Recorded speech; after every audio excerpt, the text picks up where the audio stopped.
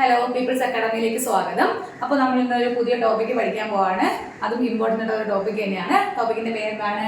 ജലവൈദ്യുത പദ്ധതികൾ. അപ്പോൾ നമ്മളിന്ന് പഠിക്കാൻ പോകുന്നത് ജലവൈദ്യുത പദ്ധതികൾ. കേരളത്തിലെ ജലവൈദ്യുത പദ്ധതികളെ കുറിച്ചാണ് നമ്മൾ ഇന്ന് പഠിക്കാൻ പോകുന്നത് കേട്ടോ. അപ്പൊ നോക്കിയോ, കേരളത്തിലെ ഏറ്റവും കൂടുതൽ ഉൽപ്പാദിപ്പിക്കുന്ന വൈദ്യുതി ഏതാണെന്ന് ചോദിച്ചാൽ ഏതാണ്? അത് ജലവൈദ്യുതിയാണ്. നമ്മുടെ കേരളത്തിലെ ഏറ്റവും കൂടുതൽ ഉൽപ്പാദിപ്പിക്കുന്ന വൈദ്യുതിയാണ് ജലവൈദ്യുതി. അപ്പോൾ മൊത്തം ഉൽപ്പാദനത്തിന്റെ 69% എന്താണ്? ജലവൈദ്യുതിയാണ് കേട്ടോ. അപ്പോൾ കേരളത്തിലെ മൊത്തം ഉൽപ്പാദനത്തില് 69% ജലവൈദ്യുതിയാണ്. അതുപോലെ കേരളത്തിലെ ഏറ്റവും കൂടുതൽ ഉൽപ്പാദിപ്പിക്കുന്ന വൈദ്യുതി ചോദിച്ചാൽ ഏതാണ്? അത് ജലവൈദ്യുതിയാണ്. കേരളത്തിൽ ഊർജ്ജ ഉൽപാദനം നടത്തുന്ന ഏജൻസികൾ ഏതൊക്കെയാണെന്ന് ചോദിച്ചാൽ നമുക്ക് പറയാൻ പറ്റും. ഏതൊക്കെയാണ്? KECB ഉണ്ട്, അനോട്ട് ഉണ്ട്, അതുപോലെ എനർജി മാനേജ്മെന്റ് സെന്റർ ഉണ്ട്. ഇതൊക്കെയാണ് കേരളത്തിലെ ഊർജ്ജ ഉൽപാദനം നടത്തുന്ന ഏജൻസികൾ കേട്ടോ. അപ്പൊ KECB, അതുപോലെ അനോട്ട്, അതുപോലെ എന്താണ് എനർജി മാനേജ്മെന്റ് സെന്റർ, ഇവയൊക്കെയാണ് കേരളത്തിൽ ഊർജ്ജ ഉൽപാദനം നടത്തുന്ന ഏജൻസികൾ. KECB എന്താണ്? Kerala state electricity board. എന്നാണ് സ്ഥാപിതമായതെന്ന് അറിയോ? 1957 മാർച്ച് 31 സ്ഥാപിതമായത്.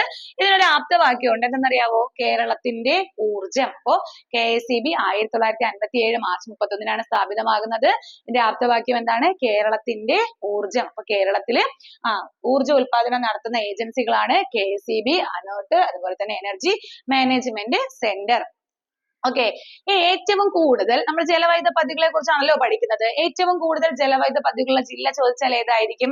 ഇടുക്കി. നമ്മൾ അന്ന് പെരിയാറിനെ കുറിച്ച് പഠിച്ച സമയത്ത് നമ്മൾ അവിടെ ജസ്റ്റ് മെൻഷൻ ചെയ്ത് പോയിട്ടുണ്ടായിരുന്നു. അപ്പൊ കേരളത്തിലെ ഏറ്റവും കൂടുതൽ ജലവൈദ്യുത പദ്ധതികളുള്ള ജില്ല ചോദിച്ചാൽ ഇടുക്കിയും, നദി ചോദിച്ചാൽ ഏതാണ്? അത് പെരിയാർ. അപ്പൊ കേരളത്തിലെ ഏറ്റവും കൂടുതൽ ജലവൈദ്യുത പദ്ധതികളുള്ള ജില്ല ഇടുക്കിയും, ഏറ്റവും കൂടുതൽ ജലവൈദ്യുത പദ്ധതികൾ സ്ഥിതി ചെയ്യുന്ന നദി ഏതാണ്? അത് പെരിയാർ.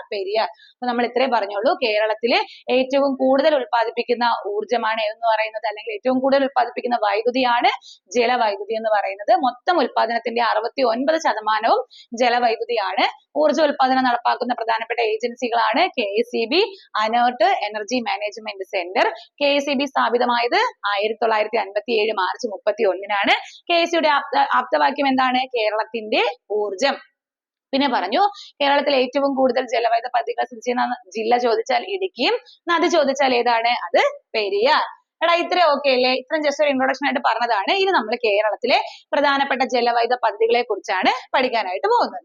നമ്മൾ ആദ്യം പഠിക്കാൻ പോകുന്നത് പള്ളിവാസലിനെ കുറിച്ചാണ്. നമ്മൾ ആദ്യം പള്ളിവാസലിനെ എന്തുകൊണ്ട് പഠിക്കുന്നു? നമ്മുടെ പരീക്ഷ പേപ്പറിലെ ക്വസ്റ്റ്യൻ പേപ്പറിലൊക്കെ നമ്മൾ എന്ത് ചെയ്യുന്ന സ്ഥിരം കാണുന്ന ഒരു ക്വസ്റ്റ്യൻ ആണ്. കേരളത്തിലെ ആദ്യത്തെ ജലവൈദ്യുത പദ്ധതി അതേതാണ്? അത് നമ്മുടെ പള്ളിവാസലാണ് കേട്ടോ. അപ്പൊ കേരളത്തിലെ ആദ്യത്തെ ജലവൈദ്യുത പദ്ധതിയാണ് പള്ളിവാസൽ. അങ്ങനെയാണെങ്കിൽ ഈ പള്ളിവാസൽ സ്ഥിതി ചെയ്യുന്ന ജില്ല ഏതായിരിക്കും? അത് ഇടുക്കിയാണ്. നമ്മൾ പറഞ്ഞു കേരളത്തിലെ ഏറ്റവും കൂടുതൽ ജലവൈദ്യുത പദ്ധതികൾ സ്ഥിതി ചെയ്യുന്ന ജില്ല ഏതാണ്? ഇടുക്കിയാണ്. അത് കേരളത്തിലെ ആദ്യത്തെ ജലവൈദ്യുത പദ്ധതിയായ പള്ളിവാസൽ സ്ഥിതി ചെയ്യുന്ന ജില്ല ചോദിച്ചാൽ അത് ഏതാണ്? അത് ഇടുക്കി ജില്ലയിലാണ് കേട്ടോ. അപ്പൊ ഈ പള്ളിവാസൽ എന്നാണ് കമ്മീഷൻ ചെയ്തതെന്ന് ചോദിച്ചാൽ അത് 1940. അപ്പൊ നമുക്ക് സ്വാതന്ത്ര്യം കിട്ടുന്നതിന് മുന്നേ തന്നെ നമ്മുടെ ഈ ആദ്യത്തെ ജലവൈദ്യുത പദ്ധതിയായിട്ടുള്ള പള്ളിവാസൽ കമ്മീഷൻ ചെയ്തിട്ടുണ്ട്. എന്നാണ്? 1940. അപ്പൊ പള്ളിവാസൽ ജലവൈദ്യുത പദ്ധതി കമ്മീഷൻ ചെയ്ത വർഷം പ്രീവിയസ് ക്വസ്റ്റ്യൻ ആണ്. 1940. ഇടുക്കി ജില്ലയിലാണെന്ന് പറഞ്ഞല്ലോ. അപ്പൊ ഈ ജലവൈദ്യുത പദ്ധതി സ്ഥിതി ചെയ്യുന്ന നദി ഏതാണെന്ന് ചോദിച്ചാൽ ഏതാണ്? അത് മുതിരപ്പുഴയാണ്. മുതിരപ്പുഴ നമ്മൾ കഴിഞ്ഞ ഒരു കോഡിൽ മുതിരപ്പുഴ നമ്മൾ കേട്ടിട്ടുണ്ടായിരിക്കും. ആരുടെ പോഷക നദിയാണ്? അത് പെരിയാറിന്റെ പോഷക നദിയായിട്ടുള്ള മുതിരപ്പുഴയിലാണ് ആര് സ്ഥിതി ചെയ്യുന്നത്? ഈ പള്ളിവാസൽ സ്ഥിതി ചെയ്യുന്നത്. കേരളത്തിലെ ആദ്യത്തെ ജലവൈദ്യുത പദ്ധതിയാണ് പള്ളിവാസൽ. ഇടുക്കി ജില്ലയിലാണ് സ്ഥിതി ചെയ്യുന്നത്. പെരിയാറിന്റെ പോഷക നദിയായ മുതിരപ്പുഴയിലാണ് 1940 പള്ളിവാസൽ ജലവൈദ്യുത പദ്ധതി കമ്മീഷൻ ചെയ്യുന്നത്. 1940 നമ്മുടെ ഇവിടെ ഭരിച്ചുകൊണ്ടിരുന്നത് ആരാണ്? ചിത്തിര തിരുനാളാണ് അല്ലെ. അപ്പൊ ചിത്തിര തിരുനാളാണ് ഈ പള്ളിവാസൽ ജലവൈദ്യുത പദ്ധതി കമ്മീഷൻ ചെയ്യുന്നത്. ഇനി നോക്കിക്കോ, ഈ പള്ളിവാസല് എന്താണ്? സ്വകാര്യ ആവശ്യത്തിന് വേണ്ടിയിട്ട് പള്ളിവാസലില് ആദ്യമായിട്ട് ജലവൈദ്യുത പദ്ധതി ആരംഭിച്ച കമ്പനി ചോദിച്ചാൽ അത് കണ്ണൻ ദേവൻ കമ്പനിയാണ് കേട്ടോ. അത് സ്വകാര്യമാണ് കേട്ടോ. അപ്പൊ സ്വകാര്യം, അതായത് സ്വകാര്യ ആവശ്യത്തിന് വേണ്ടിയിട്ട് പള്ളിവാസൽ ജലവൈദ്യുത പദ്ധതി ആരംഭിച്ച കമ്പനി ഏതാണെന്ന് ചോദിച്ചാൽ ഏതാണ്? അത് കണ്ണൻ ദേവൻ കമ്പനിയാണ്. സ്വകാര്യ ആവശ്യത്തിനായി പള്ളിവാസലിൽ ജലവൈദ്യുത പദ്ധതി ആരംഭിച്ച കമ്പനിയാണ് കണ്ണൻ ദേവൻ കമ്പനി. അത് 1900 അപ്പൊ ഈ കമ്മീഷൻ ചെയ്ത വർഷം എന്നാണ്? അത് 1940. എന്നാൽ അതിനു മുന്നേ ഏകദേശം 40 വർഷങ്ങൾക്ക് മുന്നേ 1900 സ്വകാര്യ ആവശ്യത്തിന് വേണ്ടിയിട്ട് കണ്ണൻ ദേവൻ കമ്പനി ഈ പള്ളിവാസലിൽ എന്ത് ചെയ്തിട്ടുണ്ട്? ജലവൈദ്യുത പദ്ധതി ആരംഭിച്ചിട്ടുണ്ട്. അതെന്നാണ്? അത് 1900-ലാണ്. അപ്പൊ നമ്മൾ പള്ളിവാസലിനെ കുറിച്ചാണ് പഠിച്ചത്. കേരളത്തിലെ ആദ്യത്തെ ജലവൈദ്യുത പദ്ധതിയാണ്. ഇടുക്കി ജില്ലയിലാണ്. പെരിയാറിന്റെ പോഷക നദിയായ മുതിരപ്പുഴയിലാണ്. കമ്മീഷൻ ചെയ്തത് 1940-ലാണ്. ആരാണ്? ചിത്തിര തിരുനാളാണ്. അതുപോലെ സ്വകാര്യ ആവശ്യത്തിന് വേണ്ടിയിട്ട് പള്ളിവാസൽ ജലവൈദ്യുത പദ്ധതി ആരംഭിച്ച കമ്പനി ചോദിച്ചാൽ അത് കണ്ണൻ ദേവൻ കമ്പനിയാണ്. എന്നാണ്? 1900. ഓക്കെ അല്ലേടാ? അപ്പൊ ആദ്യത്തെ ജലവൈദ്യുത പദ്ധതി പഠിച്ചല്ലോ. അടുത്ത് നമ്മൾ പഠിക്കാൻ പോകുന്നത് രണ്ടാമത്തെ ജലവൈദ്യുത പദ്ധതിയാണ്. അപ്പൊ കേരളത്തിലെ രണ്ടാമത്തെ ജലവൈദ്യുത പദ്ധതിയാണ് ഏത്? അതാണ് ചെങ്കുളം. കേരളത്തിലെ രണ്ടാമത്തെ ജലവൈദ്യുത പദ്ധതിയാണ് ചെങ്കുളം. ചെങ്കുളം മുതിരപ്പുഴയിലാണ്. ചെങ്കുളം ഏത് നദിയിലാണ്? മുതിരപ്പുഴയിലാണ് സ്ഥിതി ചെയ്യുന്നത്. എടാ, ചെങ്കുളത്തിന്റെ വർഷം 1954. ചെങ്കുളം എന്നാണ്? 1954. അപ്പൊ ആദ്യത്തത് 1940-ലാണ്. അത് പള്ളിവാസൽ. രണ്ടാമത്തത് ചെങ്കുളമാണ്. അത് 1954-ലാണ്. ഏത് നദിയിലാണെന്ന് ചോദിച്ചാൽ മുതിരപ്പുഴയിലാണ്. മുതിരപ്പുഴ ആരുടെ പോഷക നദിയാണ്? പെരിയാറിന്റെ പോഷക നദിയായിട്ടുള്ള മുതിരപ്പുഴയിലാണ് ചെങ്കുളം ജലവൈദ്യുത പദ്ധതി സ്ഥിതി ചെയ്യുന്നത്. കേരളത്തിലെ രണ്ടാമത്തെ ജലവൈദ്യുത പദ്ധതിയാണ് ഏതെന്ന് പറയുന്നത്? ചെങ്കുളം. ഓക്കെ അല്ലേ? അപ്പൊ നമ്മൾ പള്ളിവാസൽ പറഞ്ഞു, അത് 1940-ആണ്. അത് കേരളത്തിലെ ആദ്യത്തതാണ്. ഇനി നമ്മൾ രണ്ടാമത് പറഞ്ഞതാണ് ചെങ്കുളം. അത് 1954-ലാണ്. കേരളത്തിലെ രണ്ടാമത്തെ ജലവൈദ്യുത പദ്ധതിയാണ് ചെങ്കുളം. അപ്പൊ നമ്മള് ആദ്യത്തതും രണ്ടാമത്തതും പഠിച്ചതുപോലെ വലുതും പഠിക്കണം. അതുപോലെ എന്താണ്? ഒന്നാമത്തെ വലുതും അതുപോലെ രണ്ടാമത്തെ വലുതും നമ്മൾ ഇനി പഠിക്കാൻ പോവാണ്. എടാ, കേരളത്തിലെ ഏറ്റവും വലിയ ജലവൈദ്യുത പദ്ധതി ചോദിച്ചാൽ അത് ഏതാണ്? അത് ഇടുക്കി ജലവൈദ്യുത പദ്ധതിയാണ്. ഓക്കെ, അപ്പൊ നിങ്ങളിത് തിരിഞ്ഞു പോകരുത്. ആദ്യത്തത് ചോദിച്ചാൽ പള്ളിവാസലും, എന്നാൽ കേരളത്തിലെ ഏറ്റവും വലിയ ജലവൈദ്യുത പദ്ധതി ചോദിച്ചാൽ അത് ഏതാണ്? അത് ഇടുക്കിയാണ്. കേരളത്തിലെ ഏറ്റവും വലിയ ജലവൈദ്യുത പദ്ധതിയാണ് ഇടുക്കി. എന്നാണ് വർഷം എന്നറിയാവോ? 1975 ഒക്ടോബർ 4. എന്നാണ്? 1975 ഒക്ടോബർ 4. അപ്പൊ ഇടുക്കി ജലവൈദ്യുത പദ്ധതി സ്ഥാപിതമായ വർഷം 1975 ഒക്ടോബർ 4-ലാണ്. എന്താണ് ഇടുക്കി ജലവൈദ്യുത പദ്ധതിയുടെ പ്രത്യേകത? കേരളത്തിലെ ഏറ്റവും വലിയ ജലവൈദ്യുത പദ്ധതിയാണ് ഇടുക്കി ജലവൈദ്യുത പദ്ധതി. എടാ, ഈ ഇടുക്കി ജലവൈദ്യുത പദ്ധതിയുടെ സ്ഥാപിത ശേഷി ചോദിച്ചിട്ടുണ്ട്. 780 മെഗാവാട്ട് ആണ് കേട്ടോ. അപ്പൊ നമ്മുടെ ഇടുക്കി ജലവൈദ്യുത പദ്ധതിയുടെ സ്ഥാപിത ശേഷി, അതായത് കപ്പാസിറ്റി എത്രയാണെന്ന് ചോദിച്ചാൽ എത്രയാണ്? 780 മെഗാവാട്ട്. 780 മെഗാവാട്ട്. ഇന്ത്യയിലെ അല്ലെങ്കിൽ ഏഷ്യയിലെ തന്നെ ആദ്യത്തെ ആർച്ച് ഡാം എന്നറിയപ്പെടുന്ന ഏതിനെയാണ്? ഇടുക്കിയാണ്. അപ്പോൾ ഇന്ത്യയിലെ അല്ലെങ്കിൽ ഏഷ്യയിലെ തന്നെ ആദ്യ ആർച്ച് ഡാം എന്നറിയപ്പെടുന്നത് ഏതാണ്? അത് ഇടുക്കിയാണ്. അപ്പൊ കേരളത്തിലെ ഏറ്റവും വലിയ ജലവൈദ്യുത പദ്ധതിയാണ് ഇടുക്കി. പിന്നെ 1975 ഒക്ടോബർ 4-ലാണ് സ്ഥാപിതമാകുന്നത്. ഇതിന്റെ സ്ഥാപിത ശേഷി അല്ലെങ്കിൽ ഇതിന്റെ കപ്പാസിറ്റി എത്രയാണ്? 780 മെഗാവാട്ട് ആണ്. ഇന്ത്യയിലെ അല്ലെങ്കിൽ എന്താണ്? ഏഷ്യയിലെ തന്നെ ആദ്യത്തെ ആർച്ച് ഡാമാണ് ഏത്? ഈ ഇടുക്കി എന്ന് പറയുന്നത്. എടാ, ഈ ഇടുക്കി ജലവൈദ്യുത പദ്ധതിക്ക് സഹായം നൽകിയ രാജ്യം PSCക്ക് ചോദിച്ചിട്ടുണ്ട്. അത് ആരാണ്? അത് കാനഡയാണ്. അപ്പോ സഹായിച്ച രാജ്യം, നിർമ്മാണത്തിന് വേണ്ടിയിട്ട് ഹെൽപ്പ് ചെയ്ത രാജ്യം ഏതാണ്? കാനഡയാണ് കേട്ടോ. അപ്പൊ ഇടുക്കി ജലവൈദ്യുത പദ്ധതിയുടെ നിർമ്മാണത്തിന് വേണ്ടിയിട്ട് സഹായിച്ച രാജ്യം ഏതാണ്? അത് കാനഡയാണ്. നിർമ്മാണത്തിന് സഹായിച്ച രാജ്യം കാനഡയാണ്. എടാ, ഈ ഇടുക്കി ജലവൈദ്യുത പദ്ധതി എന്ന് പറയുന്നത് 3 അണക്കെട്ടുകൾ ചേർന്നതാണ് കേട്ടോ. അപ്പൊ 3 അണക്കെട്ടുകൾ ചേർന്നതാണ്. നമ്മൾ പറഞ്ഞു കേരളത്തിലെ ഏറ്റവും വലിയ ജലവൈദ്യുത പദ്ധതിയാണ് ഇടുക്കി എന്ന് പറഞ്ഞു. അപ്പോൾ ഇത് 3 അണക്കെട്ടുകൾ ചേർന്നതാണ് ഈ ഇടുക്കി ജലവൈദ്യുത പദ്ധതി. ഏതൊക്കെയാണെന്ന് ചോദിച്ചാൽ ഒന്ന് ഇടുക്കി തന്നെയാണ്. രണ്ടാമത് ഏതാണ്? ചെറുതോണി. മൂന്നാമത്തത് കുളമാവ്. ഏതൊക്കെയാണ്? ഇടുക്കി, ചെറുതോണി, കുളമാവ്. ഇടുക്കി, ചെറുതോണി, കുളമാവ്. ഇത് 3ഉം കൂടി ചേർന്നതാണ് എന്ന് പറയുന്നത് ഇടുക്കി ജലവൈദ്യുത പദ്ധതി. അപ്പൊ കേരളത്തിലെ ഏറ്റവും വലിയ ജലവൈദ്യുത പദ്ധതിയാണ് ഇടുക്കി. 1975 ഒക്ടോബർ 4-ലാണ് ഇത് എന്താണ്? നിലവിൽ വരുന്നത്. ഇതിന്റെ സ്ഥാപിത ശേഷി, ഇതിന്റെ എന്ന് പറയുമ്പോൾ ഇടുക്കി ജലവൈദ്യുത പദ്ധതിയുടെ സ്ഥാപിത ശേഷി 780 മെഗാവാട്ട്. അതായത് അതിന്റെ കപ്പാസിറ്റി എത്രയാണെന്ന് ചോദിച്ചാൽ 780 മെഗാവാട്ട് ആണ്. ഇനി ഇന്ത്യയിലെ അല്ലെങ്കിൽ ഏഷ്യയിലെ തന്നെ ആദ്യത്തെ ആർച്ച് ഡാം എന്നറിയപ്പെടുന്നത് ഇടുക്കിയാണ്. ഇടുക്കി ജലവൈദ്യുത പദ്ധതിയുടെ നിർമ്മാണത്തിൽ സഹായിച്ച രാജ്യം അത് കാനഡയാണ്. പിന്നെ പറഞ്ഞു 3 അണക്കെട്ടുകൾ ചേർന്നതാണ് ഇടുക്കി ജലവൈദ്യുത പദ്ധതി. ഏതൊക്കെയാണ്? ഇടുക്കി, അതുപോലെ ചെറുതോണി, കുളമാവ്. ഏതൊക്കെയാണ്? ഇടുക്കി, ചെറുതോണി, കുളമാവ്. ഓക്കെ അല്ലേ? ഇടുക്കി പവർ സ്റ്റേഷൻ സ്ഥിതി ചെയ്യുന്നത് എവിടെയാണ്? അത് മൂലമറ്റത്താണ്. ഇടുക്കി പവർ സ്റ്റേഷൻ സ്ഥിതി ചെയ്യുന്നത് എവിടെയാണ്? മൂലമറ്റത്താണ് ഇടുക്കി പവർ സ്റ്റേഷൻ സ്ഥിതി ചെയ്യുന്നത്. പിന്നെ കേരളത്തിലെ തന്നെ ഏറ്റവും വലിയ ഭൂഗർഭ ജല സ്റ്റേഷൻ ചോദിച്ചാലും ഏതാണ്? അത് നമ്മുടെ മൂലമറ്റത്താണ് കേട്ടോ. അപ്പോൾ ഇടുക്കി പവർ സ്റ്റേഷൻ സ്ഥിതി ചെയ്യുന്നത് മൂലമറ്റത്താണ്. അതുപോലെ കേരളത്തിലെ തന്നെ വലിയ ഭൂഗർഭ ജലവൈദ്യുത സ്റ്റേഷൻ ചോദിച്ചാലും ഏതാണ്? അതും മൂലമറ്റമാണ് കേട്ടോ. മൂലമറ്റം. അപ്പോൾ ഇത്രയാണ് നമുക്ക് മെയിൻ ആയിട്ടും ഇടുക്കിയെ കുറിച്ച് പറയാനുള്ളത്. കേരളത്തിലെ ഏറ്റവും വലിയ ജലവൈദ്യുത പദ്ധതിയാണ് ഇടുക്കി. 1975 ഒക്ടോബർ 4-ലാണ് സ്ഥാപിതമാകുന്നത്. സ്ഥാപിത ശേഷി അല്ലെങ്കിൽ കപ്പാസിറ്റി 780 മെഗാവാട്ട് ആണ്. ഇന്ത്യ ഇന്ത്യയിലെ അല്ലെങ്കിൽ എന്താണ് ഏഷ്യയിലെ തന്നെ ആദ്യത്തെ ആർച്ച് ഡാമാണ് ഇടുക്കി എന്ന് പറയുന്നത്. ഇടുക്കി, ചെറുതോണി, കുളമാവ് ഇത് മൂന്നും കൂടി ഈ 3 അണക്കെട്ടുകൾ ചേർന്നതാണ് ഇടുക്കി ജലവൈദ്യുത പദ്ധതി. പിന്നെ ഇടുക്കി ജലവൈദ്യുത പദ്ധതിയുടെ നിർമ്മാണത്തിന് സഹായിച്ച രാജ്യമാണ് കാനഡ. പിന്നെ നമ്മൾ പറഞ്ഞു ഇടുക്കി പവർ സ്റ്റേഷൻ സ്ഥിതി ചെയ്യുന്ന എവിടെയാണ്? മൂലമറ്റം. ഇത് ക്വസ്റ്റ്യൻ ചോദിച്ചിട്ടുണ്ട് കേട്ടോ. ഇടുക്കിയുടെ പവർ സ്റ്റേഷൻ എവിടെയാണ്? മൂലമറ്റം. അതുപോലെ എന്താണ് കേരളത്തിലെ തന്നെ ഏറ്റവും വലിയ എന്താണ് ഭൂഗർഭ ജലവൈദ്യുത സ്റ്റേഷനാണ് മൂലമറ്റം. എടാ അങ്ങനെയാണെങ്കിലേ മാട്ടുപ്പെട്ടിയുടെ ക്വസ്റ്റ്യൻ എന്താണ്? ഇതും പരീക്ഷയ്ക്ക് ചോദിച്ചിട്ടുള്ളതാണ്. എന്താണെടാ മാട്ടുപ്പെട്ടിയുടെ ക്വസ്റ്റ്യൻ? കേരളത്തിലെ ആദ്യത്തെ കോൺക്രീറ്റ് ഡാം ആണ് ഏത്? മാട്ടുപ്പെട്ടി കേട്ടോ. അപ്പൊ മാട്ടുപ്പെട്ടിയുടെ ക്വസ്റ്റ്യൻ എന്താണ്? കേരളത്തിലെ ആദ്യത്തെ കോൺക്രീറ്റ് ഡാം. കേരളത്തിലെ ആദ്യത്തെ കോൺക്രീറ്റ് ഡാം ചോദിച്ചാൽ അത് ഏതാണ്? അത് മാട്ടുപ്പെട്ടിയാണ്. എന്നാൽ ആദ്യത്തെ ഗ്രാവിറ്റി ഡാം ചോദിച്ചാലോ? അത് ചെറുതോണിയാണ്. ഗ്രാവിറ്റി ഡാം ആണെങ്കിൽ ചെറുതോണിയും, എന്നാൽ കോൺക്രീറ്റ് ഡാം ആണെങ്കിൽ ഏതാണ്? മാട്ടുപ്പെട്ടിയാണ്. അതും കൂടി നിങ്ങൾ മറന്നുപോലെ പഠിച്ചു വെച്ചേക്കുക. കേരളത്തിലെ ആദ്യത്തെ കോൺക്രീറ്റ് ഡാം ഏതാണ്? അത് മാട്ടുപ്പെട്ടിയും. എന്നാൽ ഗ്രാവിറ്റി ഡാം ഏതാണ്? അത് ചെറുതോണി. അപ്പൊ നമ്മൾ കേരളത്തിലെ ആദ്യത്തത് പഠിച്ചു പള്ളിവാസൽ, രണ്ടാമത്തത് പഠിച്ചു ചെങ്കുളം, ഇനി കേരളത്തിലെ ഏറ്റവും വലുത് പഠിച്ചു ഏതാണ്? ഇടുക്കി.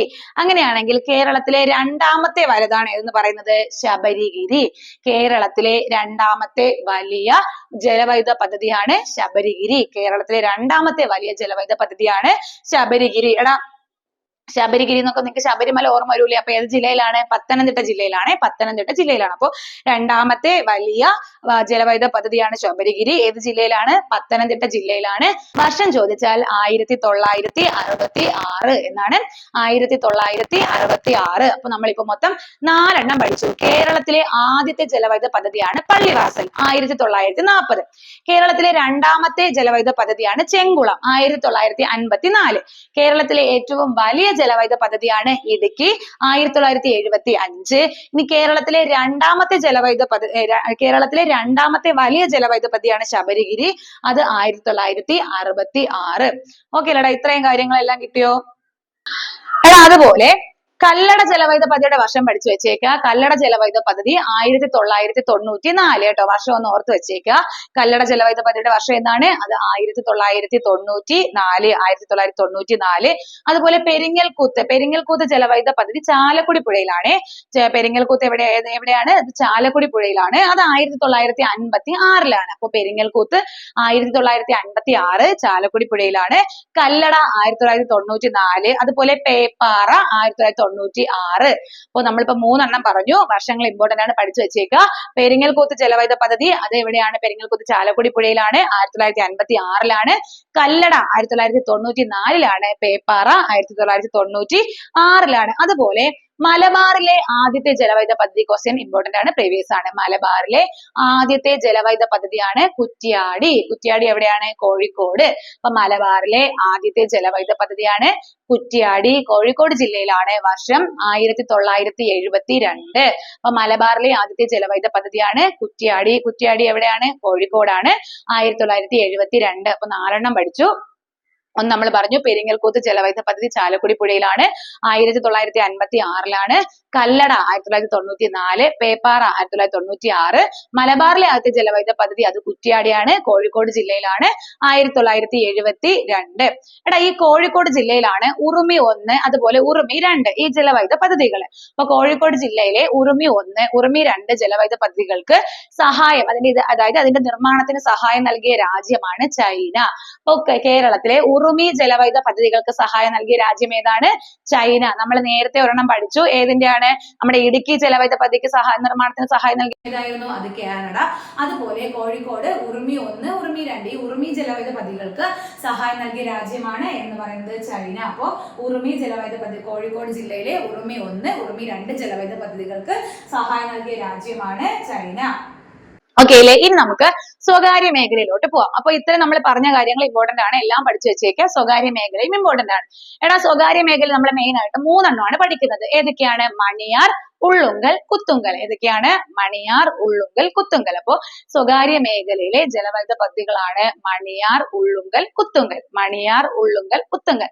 അപ്പൊ ഈ സ്വകാര്യ മേഖലയിലെ ആദ്യത്തെ ജലവൈദ്യുത പദ്ധതി അത് മണിയാറാണ്, പത്തനംതിട്ട ജില്ലയിലാണ്. ഈ ഏതൊക്കെയാണ്? അതായത് ഈ സ്വകാര്യ മേഖലയിലുള്ള മണിയാറും ഉള്ളുങ്കലും പത്തനംതിട്ട ജില്ലയിലും കുത്തുങ്കൽ ഇടുക്കി ജില്ലയിലുമാണ്. അപ്പൊ പഠിക്കാൻ എളുപ്പമാണ്. അതായത് സ്വകാര്യ മേഖലയിൽ മൊത്തം 3 ജലവൈദ്യുത പദ്ധതികളാണ് ഉള്ളത്.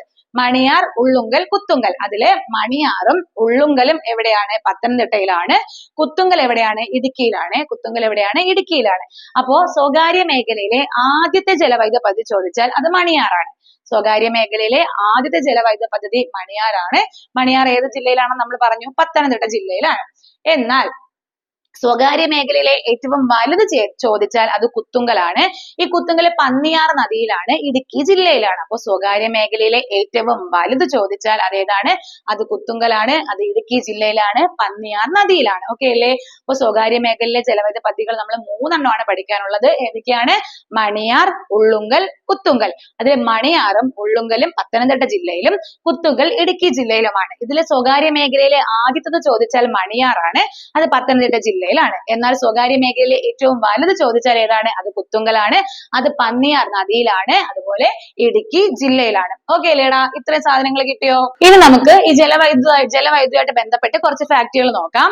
ചോദിച്ചിട്ടുള്ളതാണ് കേട്ടോ, കൂടുതലും പ്രീവിയസ് ക്വസ്റ്റ്യൻസ് ആണ്. അപ്പൊ നോക്കിയോ, കേരളത്തില് ആദ്യമായിട്ട് വൈദ്യുതി വിതരണം നടത്തിയ പട്ടണം. കേരളത്തില് ആദ്യമായി വൈദ്യുതി വിതരണം നടത്തിയ പട്ടണം ചോദിച്ചാൽ ഏതാണ്? തിരുവനന്തപുരമാണ് കേട്ടോ. അപ്പൊ കേരളത്തിൽ ആദ്യമായിട്ട് വൈദ്യുതി വിതരണം നടത്തിയ പട്ടണം ഏതാണ്? അത് തിരുവനന്തപുരമാണ്. ചോദിച്ചിട്ടുള്ള ക്വസ്റ്റ്യൻ ആണ്, മറക്കരുത്. എല്ലാം കൂടി പഠിക്കുമ്പോൾ തിരിഞ്ഞു പോകരുത്. കേരളത്തിൽ ആദ്യമായി വൈദ്യുതി വിതരണം നടത്തിയ പട്ടണമാണ് അത് തിരുവനന്തപുരം. അതുപോലെ കേരളത്തിൽ പൂർണ്ണമായും വൈദ്യുതീകരിച്ച ആദ്യ ജില്ല, കേരളത്തിൽ പൂർണ്ണമായിട്ടും വൈദ്യുതീകരിച്ച ആദ്യ ജില്ലയാണ് പാലക്കാട്. കേരളത്തിൽ പൂർണ്ണമായും വൈദ്യുതീകരിച്ച ആദ്യ ജില്ല പാലക്കാടാണ്. അപ്പൊ 2 ക്വസ്റ്റ്യൻ പഠിച്ചു.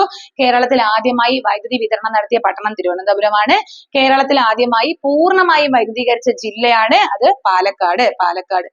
തിരുവനന്തപുരം നേരത്തെ പറഞ്ഞ തെറ്റില്ലല്ലോ അല്ലേ? അപ്പൊ കേരളത്തിൽ ആദ്യമായി വൈദ്യുതി വിതരണം നടത്തിയ പട്ടണം തിരുവനന്തപുരവും, കേരളത്തിൽ ആദ്യമായി പൂർണ്ണമായും വൈദ്യുതീകരിച്ച ജില്ല ചോദിച്ചാൽ അത് പാലക്കാടും. ഇനി ഇന്ത്യയിൽ ആദ്യമായി വൈദ്യുതോൽപാദനം തുടങ്ങിയ ഗ്രാമപഞ്ചായത്ത്, ഇന്ത്യയിൽ ആദ്യമായി വൈദ്യുതോൽപാദനം തുടങ്ങിയ ഗ്രാമപഞ്ചായത്താണ് എന്ന് പറയുന്നത് അത് മാങ്കുളമാണ്. മാങ്കുളം എവിടെയാണ്? ഇടുക്കി ജില്ലയിലാണ് കേട്ടോ, ഇടുക്കി ജില്ലയിലാണ്. അപ്പോ ഇന്ത്യയിൽ തന്നെ ആദ്യമായിട്ട് വൈദ്യുതോൽപാദനം തുടങ്ങിയ ഗ്രാമപഞ്ചായത്ത്, ഇന്ത്യയിൽ തന്നെ ആദ്യമായിട്ട് വൈദ്യുതി ഉൽപാദനം തുടങ്ങിയ ഗ്രാമപഞ്ചായത്താണ് മാങ്കുളം. മാങ്കുളം ഏത് ജില്ലയിലാണ്? ഇടുക്കി ജില്ലയിലാണ്. 3 ക്വസ്റ്റ്യൻ പഠിച്ചു. കേരളത്തിൽ ആദ്യമായി വൈദ്യുതി വിതരണം നടത്തിയ പട്ടണം തിരുവനന്തപുരം, കേരളത്തിൽ പൂർണ്ണമായും വൈദ്യുതീകരിച്ച ആദ്യ ജില്ല അത് പാലക്കാട്, പിന്നെന്താണ്? ഇന്ത്യയിൽ ആദ്യമായി വൈദ്യുതി ഉൽപാദനം തുടങ്ങിയ ഗ്രാമപഞ്ചായത്താണ് മാങ്കുളം. മാങ്കുളം എവിടെയാണ്? ഇടുക്കിയിലാണ്. ഇനി നോക്കിക്കോ, കേരളത്തിലെ ഒരു ജില്ലാ പഞ്ചായത്തിന്റെ ഉടമസ്ഥതയിലുള്ള ജലവൈദ്യുത പദ്ധതി. കേരളത്തിലെ ഒരു ജില്ലാ പഞ്ചായത്തിന്റെ ഉടമസ്ഥതയിൽ ഒരു ജലവൈദ്യുത പദ്ധതിയുണ്ട്, അതാണ് മീൻവല്ലം. ഏതാണ്? മീൻവല്ലം. കേരളത്തിലെ ഒരു ജില്ലാ പഞ്ചായത്തിന്റെ ഉടമസ്ഥതയിലുള്ള ജലവൈദ്യുത പദ്ധതിയാണ് ഏത്? മീൻവല്ലം. കേരളത്തിലെ ഒരു ജില്ലാ പഞ്ചായത്തിന്റെ കീഴിൽ അല്ലെങ്കിൽ ഉടമസ്ഥതയിലുള്ള ജലവൈദ്യുത പദ്ധതിയാണ് മീൻവല്ലം. ഈ മീൻവല്ലം തൂതപ്പുഴയിലാണ് മീൻവല്ലം. മീൻവല്ലം ജലവൈദ്യുത പദ്ധതി ഏത് നദിയിലാണ്? അത് തൂതപ്പുഴയിലാണ്. 4 കാര്യങ്ങൾ പഠിച്ചു. കേരളത്തിൽ ആദ്യമായി വൈദ്യുത വിതരണം നടത്തിയ പട്ടണം ചോദിച്ചാൽ തിരുവനന്തപുരമാണ്.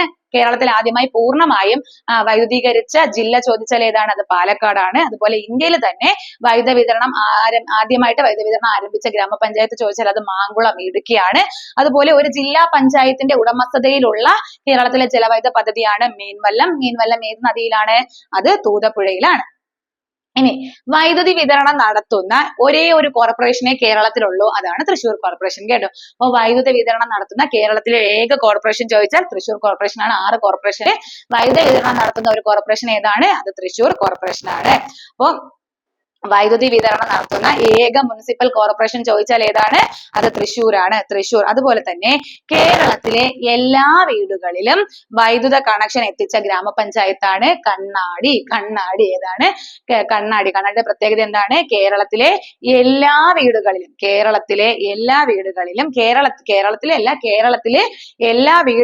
വൈദ്യുത കണക്ഷൻ എത്തിച്ച ഗ്രാമപഞ്ചായത്ത് ചോദിച്ചാൽ ഏതാണ്? അത് കണ്ണാടിയാണ്. കണ്ണാടി എവിടെയാണെന്ന് അറിയാവോ? പാലക്കാടാണ് കേട്ടോ, പാലക്കാടാണ്. അപ്പൊ കേരളത്തിലെ ഒരു എല്ലാ വീടുകളിലും വൈദ്യുത കണക്ഷൻ എത്തിച്ച ഒരു ഗ്രാമപഞ്ചായത്ത് ഉണ്ട്, ആ പഞ്ചായത്താണ് കണ്ണാടി. കണ്ണാടി എവിടെയാണ്? പാലക്കാടാണ്. അപ്പൊ നമുക്ക് പറഞ്ഞ കാര്യങ്ങൾ ഒന്നും കൂടി നോക്കാം.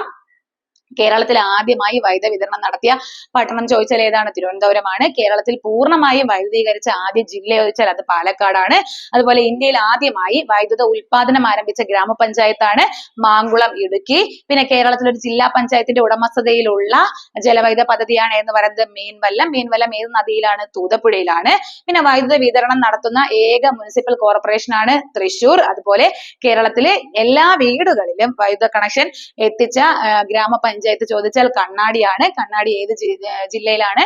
അത് പാലക്കാട് ജില്ലയിലാണ്. എടാ ഇത്രയാണ് നമുക്ക് മെയിൻ ആയിട്ടും ജലവൈദ്യുത പദ്ധതികളിൽ നിന്ന് ചോദിക്കാറുള്ള ക്വസ്റ്റ്യൻസ്. നമ്മൾ എല്ലാ കാര്യങ്ങളും ഡിസ്കസ് ചെയ്തിട്ടുണ്ട്. അപ്പൊ നിങ്ങൾ വീഡിയോ എന്ത് ചെയ്യുക? റിപ്പീറ്റ് ആയിട്ട് കണ്ട് എല്ലാം എഴുതിയെടുത്ത് പഠിക്കുക. അതുപോലെ നിങ്ങൾക്ക് ഏതെങ്കിലുമൊക്കെ ക്ലാസ് വേണമെന്നുണ്ടെങ്കിൽ അത് കമന്റിലൂടെ അറിയിക്കുക. അപ്പൊ നിങ്ങൾ ലൈക്ക് ചെയ്യാനും അതുപോലെ കമന്റ് ചെയ്യാനും ഷെയർ ചെയ്യാനൊന്നും മറക്കരുത്. നമുക്ക് പുതിയൊരു ടോപ്പിക്കുമായിട്ട് അടുത്ത ക്ലാസ്സിൽ കാണാം.